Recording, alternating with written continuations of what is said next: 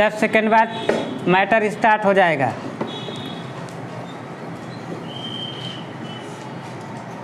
Start.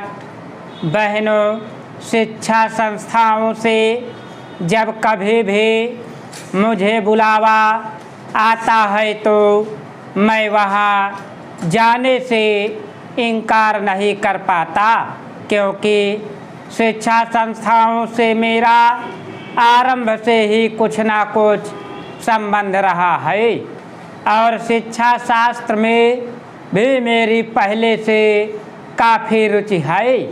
अतएव मुझे जब आपका निमंत्रण मिला मैंने उसे बड़े हर्ष के साथ स्वीकार किया और मुझे अत्यंत प्रसन्नता है कि आज मैं यहाँ आ सका।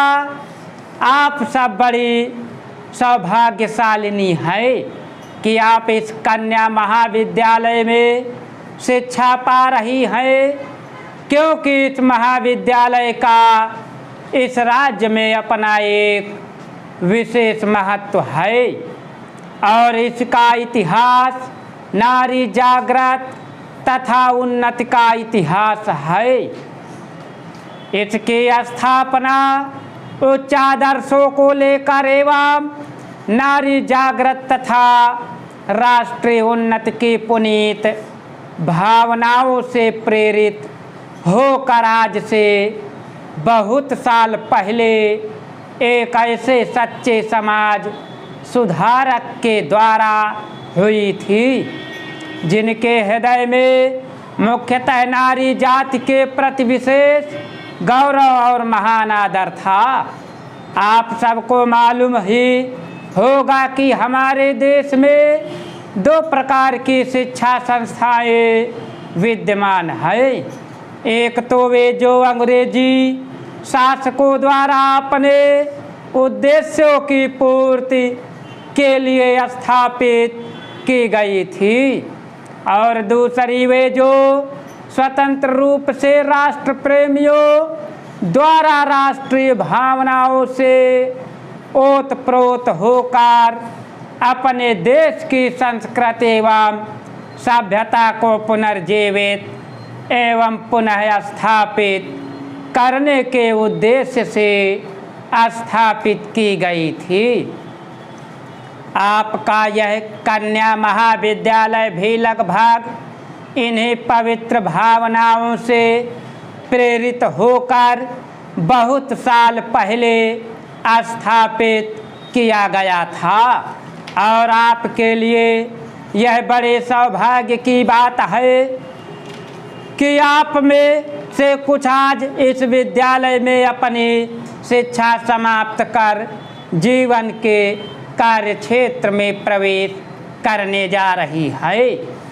उच्च शिक्षा प्राप्ति की उपाधि जो आपको मिल चुकी है आपकी एक अमूल्य निधि है जिससे आपकी गुरुता और भी बढ़ती है।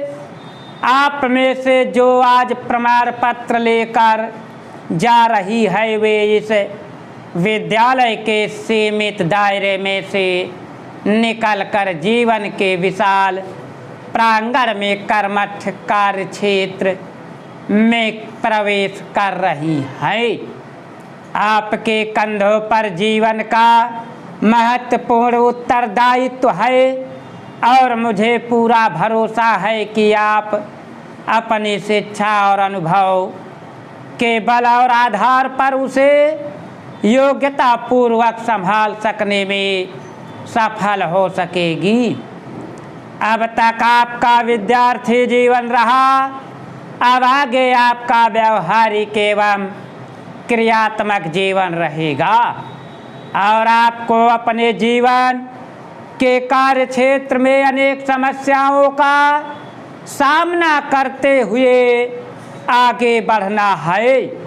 मुझे आशा है कि आपने यहाँ जो शिक्षा दीक्षा ग्रहण की उससे आप शक्ति और स्फूर्ति ग्रहण कर स्वतंत्र देश के दायित्वपूर्ण नागरिकताओं के भांति उसे निभा सकेंगी। यह सब आपके लिए तभी संभव होगा जब आप यह भली भांति समझ लेंगी कि आपको अपने जीवन में क्या करना है। आप सब यह भली भांति जानती ही होंगी कि प्राचीन काल में हमारे देश में स्त्रियों का कितना महत्वपूर्ण व उत्कृष्ट स्थान रहा है।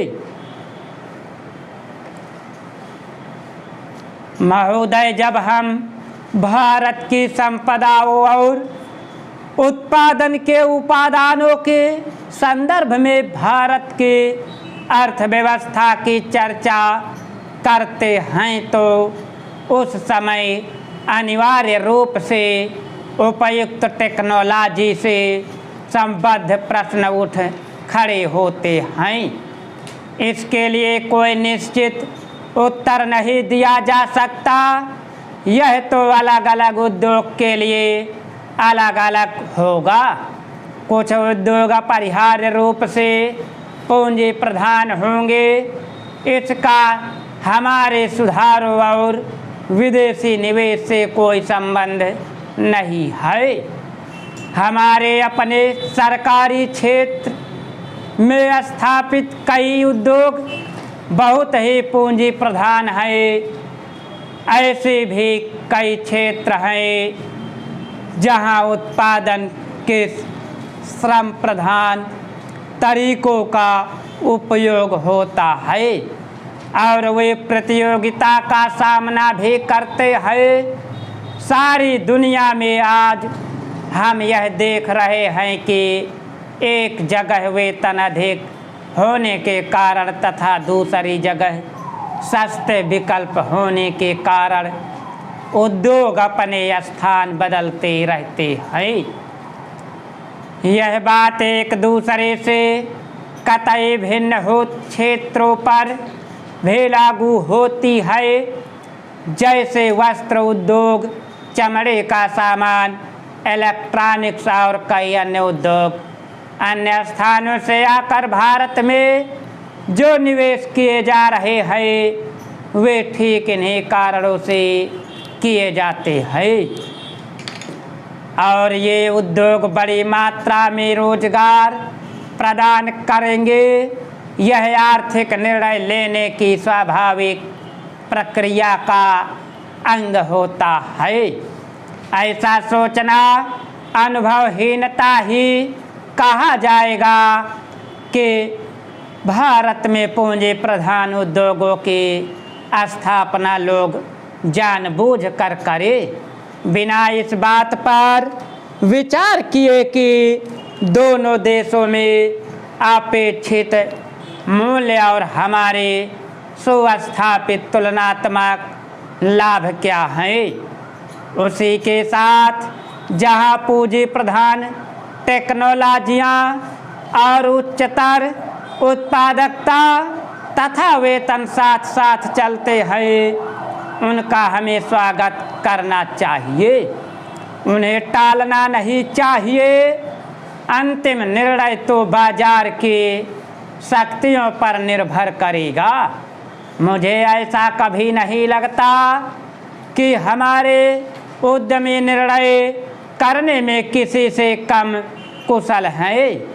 तथापि यहाँ पर यह जोर देना अप्रासंगिक नहीं होगा कि टेक्नोलॉजी का चुनाव अत्यंत सावधानी पूर्वक किया जाना चाहिए। इस संदर्भ में विदेशी टेक्नोलॉजी का आयात करने वालों को देश में उपलब्ध टेक्नोलॉजियों की भी सावधानी पूर्वक जांच करनी चाहिए। सामान्य रूप से टेक्नोलॉजी का विलयन और अंगीकरण उतना महत्वपूर्ण नहीं होता जितना टेक्नोलॉजी को तैयार करने की क्षमता पैदा करना। हमारे पास क्षमताएं हैं और इस क्षेत्र में हमें अपनी संपदाओं का इष्टतम उपयोग करना चाहिए। वास्तव में तो अपने ही देश में विकास और अनुसंधान करने का स्थान और कुछ नहीं ले सकता, तभी हम प्रतियोगिताओं का लाभ उठा सकते हैं। स्टॉप। दोस्तों वीडियो अच्छी लगी हो तो लाइक करें, शेयर करें।